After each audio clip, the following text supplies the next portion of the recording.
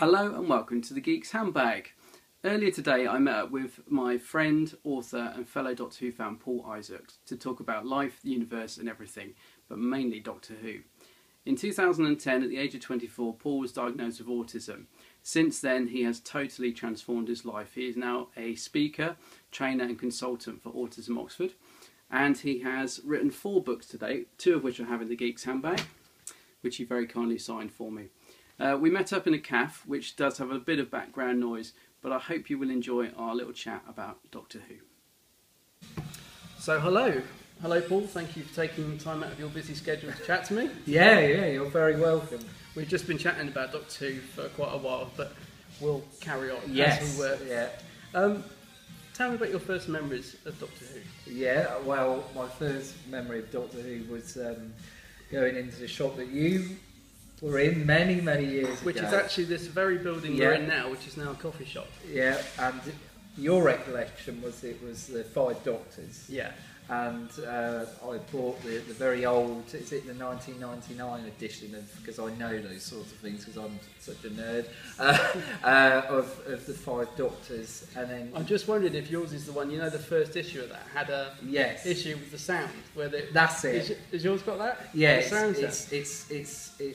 it's slow, isn't it? I don't know because I've got the like the reissue of it. Yes. Yeah. But that's how I got into Doctor Who, and my second story was Pertwee's first one, Spearhead from Space. So is that? Did you just buy that, or did you see it on telly, or what? How did you? What sort of got you interested in Doctor Who? Do you know what? I think it was partly yourself. But it was initially, I think, talking to my dad about these DVDs I kept seeing because I used to walk into HMV and I said, well, what's that all about, Doctor Who? And he'd say, oh, it was an old science fiction show that's been running for years. I said, the story's good. And he said, oh, they're all right. They're a bit dated, but they're good. So I thought, oh, I'll start with. It wasn't even a conscious thought. I just thought that looked good. So I got Spearhead from Space. It's a good one to start with, actually. I think so. Yeah. I could think back to when I was a child, and that would have really scared me. Yeah. In fact, mannequins did used to scare me because I used to think they were real, and I used to pull their wigs off in Marks and Spencer's.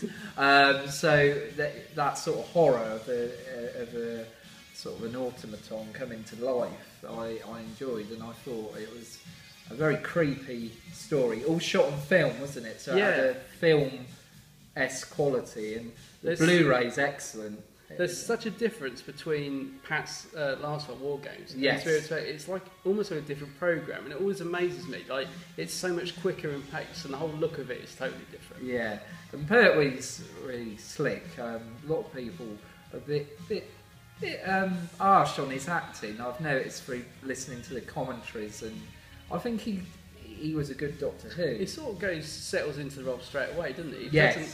Just is the Doctor almost immediately. He is, and although I personally consider Tom Baker my Doctor, even though I was born in 1986, so technically Colin should be my Doctor, which we're going to talk about later. But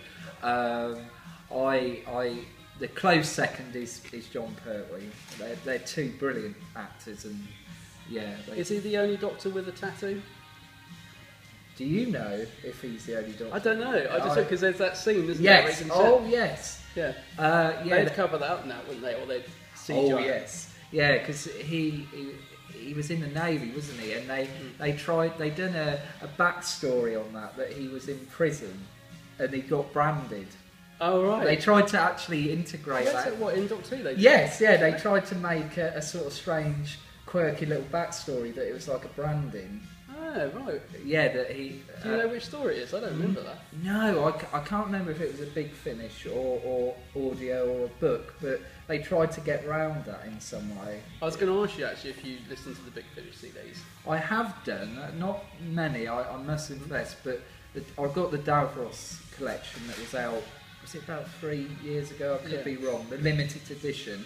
I have to say I really enjoyed those stories. I thought they're very dark and very, very true to Davros But I also noticed you told me about Resurrection of Daleks. So was Yes. that the next story you bought? I think that was my right. second, and I really was impressed by the story. I like the story. It's I thought, a good classic. Love it. It's so dark in tone. yes, and I think Terry Malloy is that's an excellent debut for him as Davros. And Is that the one with the highest body count? I think literally nearly everybody dies. yes, yeah, it beats the Terminator, or Terminator 2, something like that. Yeah, I wouldn't be surprised. The only thing I was talking about is to the BBC out there, please re-release it, and also put a bit of money into CGI, because I would really love to see the BBC do a special edition, because we were talking about the laser effects. Yeah, I think that'd be really good if they could do something with there's that. an optional sort of. Yeah. You can watch it like they've done before, haven't they? Yeah. Sometimes it's been successful, sometimes it hasn't. I think. Yes. You know, I've got mixed feelings about CGI. Actually. Yes. I mean, I know what you mean. It's nice to have the option to watch it with new ones. I think it works in something like Doctor Who on the DVDs. But in terms of films, I sometimes get a bit. I sort of don't really like the CGI used heavily in films, Yes. especially recently. I think it's almost taken over. Everything's CGI. Yeah, it's not real. Yeah, physical effects are good. I mean, just go sort of track to just make that point, which I agree with. You look at Clash of the Titans, the original, and you look at, I've seen, Clash of the Titans, the remake. I haven't got the best visual memory in the world, as you know, but something I do remember the feeling is that organic quality to the effects, particularly the Medusa scene. Yeah. She is far more scary in the 1981 Because the snakes are sort of moving in a really erratic. Is Where? it stop motion or something? Yes, Yeah. it's old school effects. Yeah. But yeah, I agree with you. Just a little bit of tweaking, because the Daleks look good in Resurrection. They actually, I think, bothered to spend a bit of money on them. I think by Destiny they were becoming a bit decrepit. We were talking about Destiny earlier, yes. actually, and they really are ropey. In it. They've got little, bits glued on them here, there, and everywhere. And they do look a bit ropey. Yeah, and again, a good story. And I think Yeah.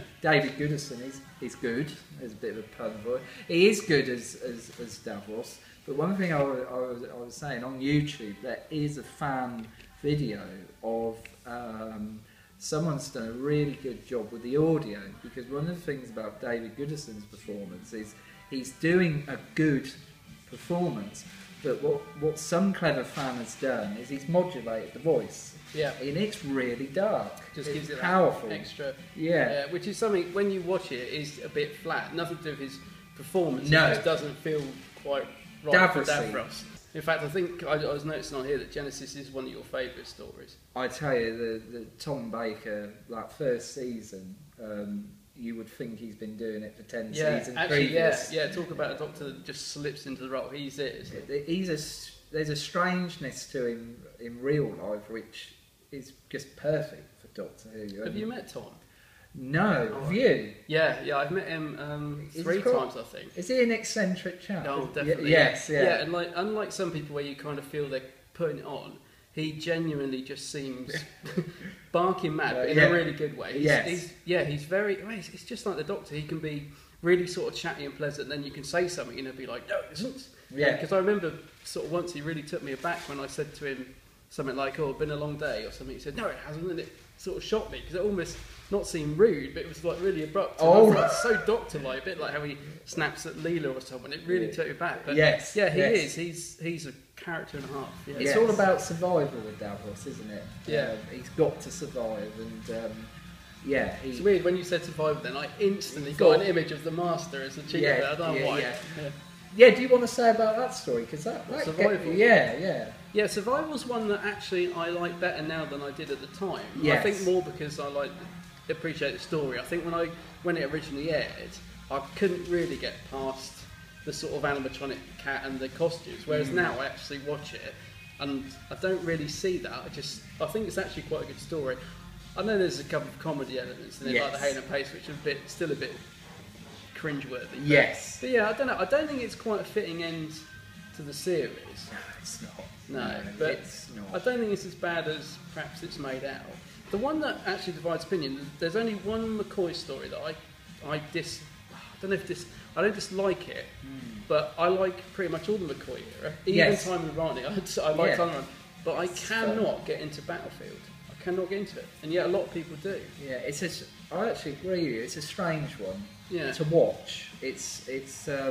I tried watching it not last week before. I'm re-watching stories that perhaps I didn't like to see if I like them better. And that one I thought I'm going to give it another go. It's probably the third or fourth time I watched it. I just find it really hard going. I agree. There was something about it. They didn't develop the Brigadier character. No.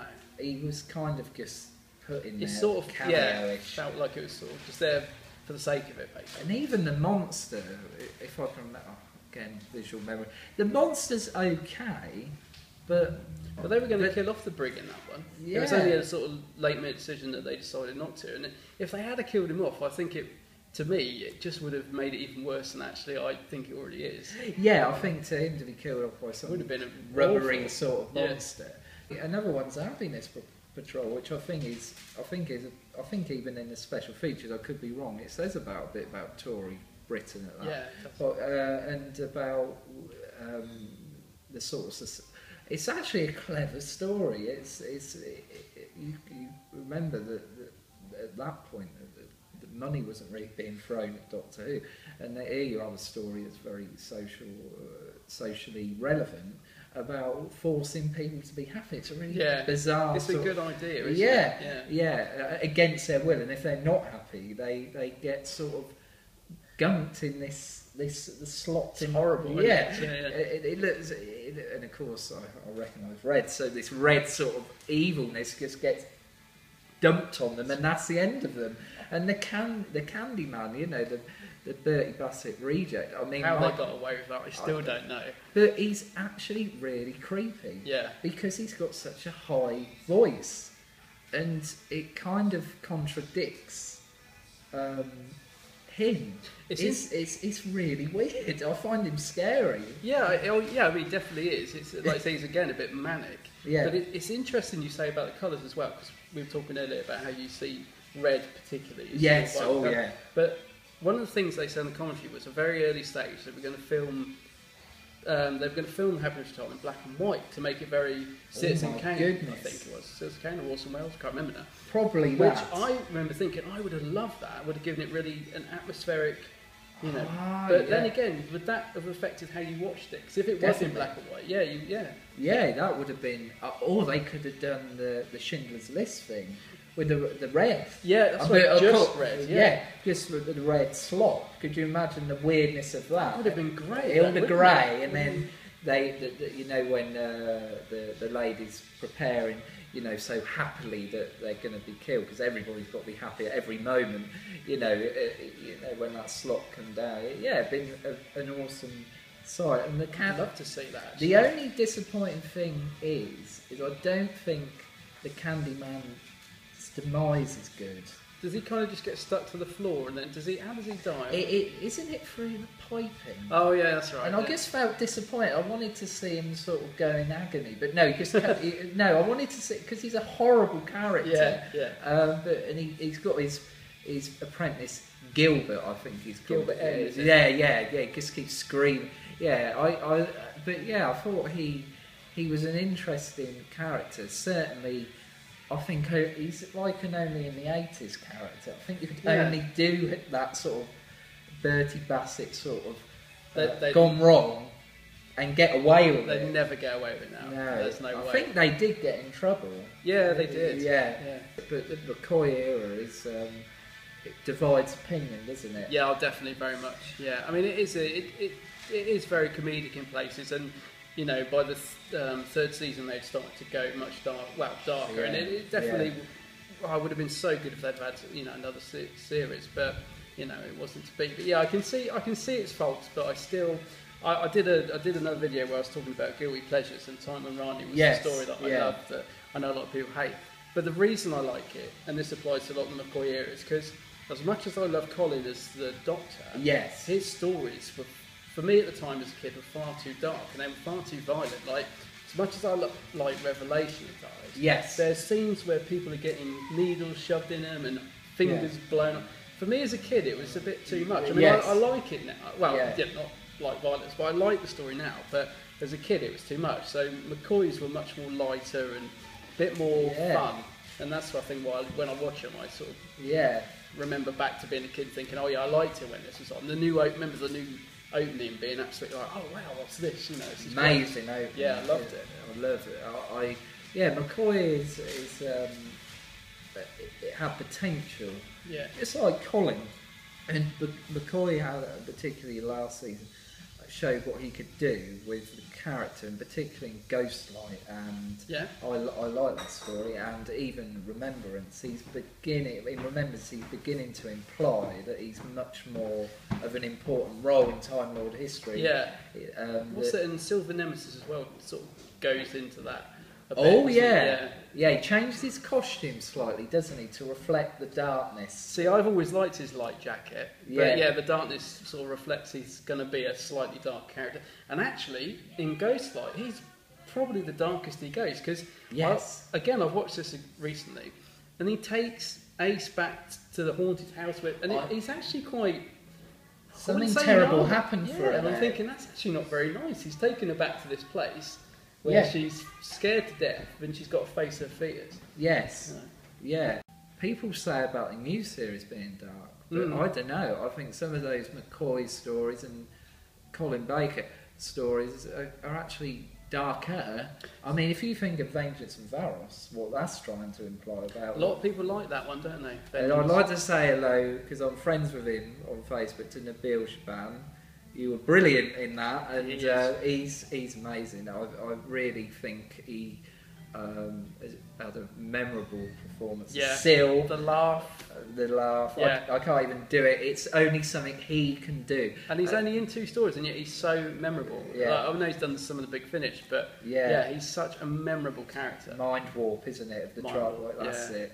That's a really good story. Mind Warp. Yeah, because the Trial of the Time Lord season's a bit of an odd one, isn't it? It's a bit uneven, but it's good. Have you watched the making of about that? Because there's, when you see what's going on behind the scenes, it does explain a lot about what ended up on the screen. It's like Eric Saywood, and that was... Oh dear, it was... And Robert Holmes was really ill, and it was a bit... it's a bit mad behind the scenes. It was, and Eric Saywood, as we were conversing before this video, I think, a bit harsh on Colin, because I kind of feel it was uncalled for to say he wasn't the leading man, because if you think about Colin's Doctor, what state it was in Doctor Who, there was internal problems, wasn't there?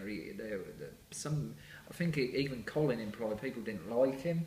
I think he was a good Doctor. Well, I think he was getting it from all sides. Actually. Yes, he was. I think it's like Michael Grade and all the producers wanted to show off the air, and Eric Saywood wasn't very happy. And I think poor old Colin sort of behind the scenes was getting quite a lot of flack. And as a Doctor, he does very much come into his own. And again, if he'd have had another series, I think would have been fantastic. But sadly, he would have been a dark Doctor. That's where he wanted to go. He was really coming into his own, I think.